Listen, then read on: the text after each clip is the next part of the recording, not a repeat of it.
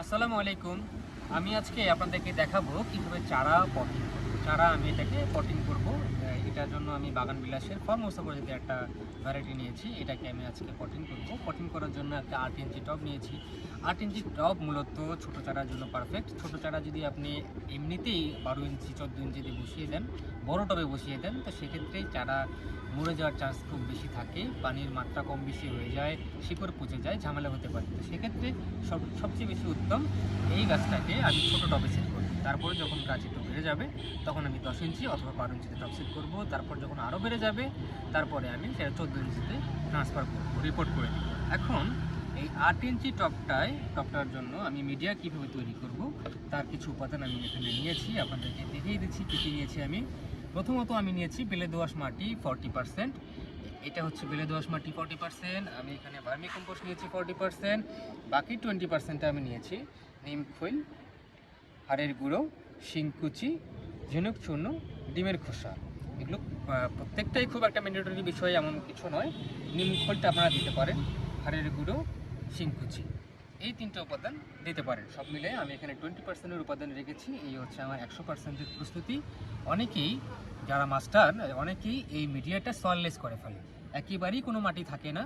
যেখানে আমি 40% মাটি ব্যবহার করছি, যারা মাস্টার অনেক বেশি বাগান বিলাস নিয়ে গবেষণা করে তারা সয়েললেস সিলেকশন বালু অথবা মোটা লাল বালুটা ব্যবহার করে। তো আমি এখনও ওই রকম মাস্টারের কাছাটা যেতে পারিনি, যার দরুন আমি মাটি ব্যবহার করি। এবং আমার যেটা সুবিধা হয় মাটি ব্যবহার করার ফলে, আমি এই টবটা সেট করব। টবটা সেট করার পরে আমি যখন কিনা আবার রিপোর্ট করতে যাব, রিপোর্ট করার জন্য আমি এটা টব ভেঙে বের করি অথবা চাকু দিয়ে কেটে বের করি।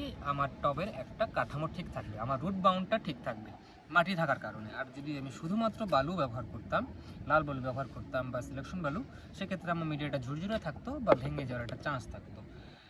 যারা মরে না গেলেও কোনো কোনো ক্ষেত্রে মরে যেতে পারে, বা আপনারা যারাই করতে চাইবেন তারা যদি এটাকে খুব কেয়ারফুলি করতে না পারেন সেক্ষেত্রে ড্যামেজ হয়ে যাওয়ার একটা চান্স থাকে। তো যাই হোক, আমি এই উপাদানগুলো নিয়ে নিয়েছি, চারাটাও নিয়ে নিয়েছি। আমি এখন এই উপাদানগুলোকে একসাথে মিশিয়ে নেব। কাছাকাছি এই উপাদানকে আমি একসাথে মিশিয়ে নিচ্ছি। মাটি,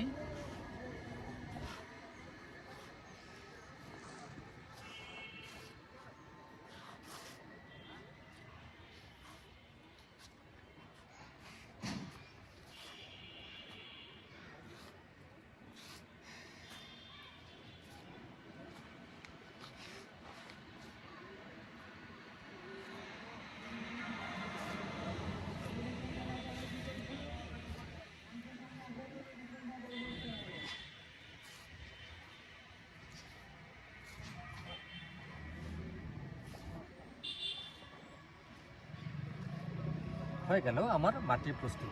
আচ্ছা, আরেকটা কথা বলে দিই, এই মাটির প্রস্তুতে আপনারা কখনোই কোনো কোকোপিট ব্যবহার করবেন না।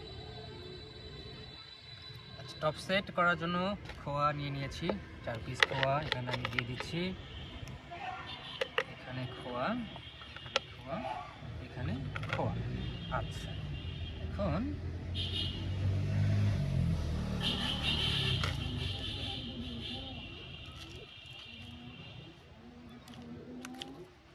এটাকে আমি এখন ছিঁড়ে নেব।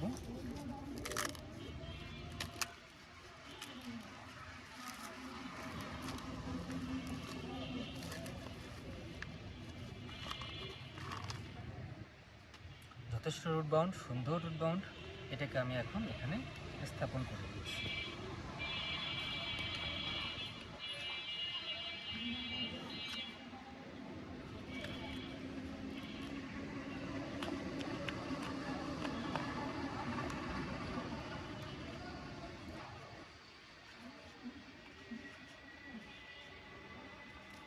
আচ্ছা, দেওয়ার পরে আমি এখন বাকি জিনিসগুলো, বাকি মাটিটা দিয়ে নিচ্ছি।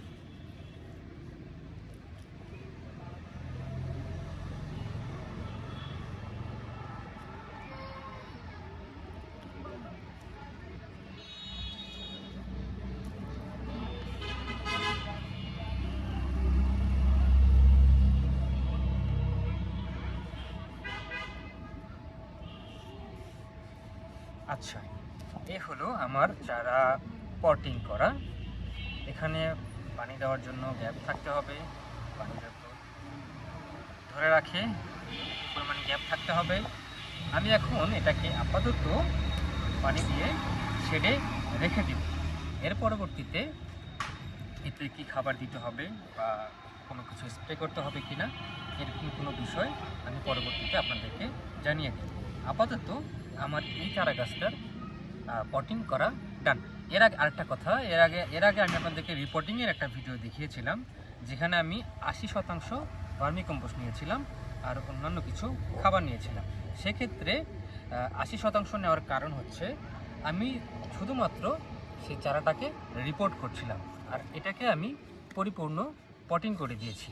হ্যাঁ, এর পরবর্তীতে যতবারই আমি রিপোর্ট করার সময় ঠিক সমপরিমাণ খাবার বা সমপরিমাণ ভার্মি কম্পোস্ট দিয়ে আমি রিপোর্ট করব, কেননা তখন এটার রুট বাউন্ডটা বড় থাকবে। আর যদি টপ চেঞ্জ করি আমি কখনো টপ যদি বড় টবে দিয়ে ফেলি 10 ইঞ্চি থেকে 12 ইঞ্চি না দিয়ে 14 ইঞ্চিতে দিয়ে ফেলি, তো সেক্ষেত্রে আমাকে খাবার আবার তৈরি করতে হবে। অথবা আমি যদি 10 ইঞ্চি থেকে 10 ইঞ্চিতেই রাখি, তখন শুধুমাত্র সেভাবে আমাকে রিপোর্টটা করতে হবে। তো আজকের মতো এ পর্যন্তই। আগামীতে আবার কোনো ভিডিও নিয়ে আসবো আপনাদের সামনে ইনশাল্লাহ। সেই পর্যন্ত ভালো থাকবেন, সুস্থ থাকবেন। আল্লাহ হাফিজ, আসসালামু আলাইকুম।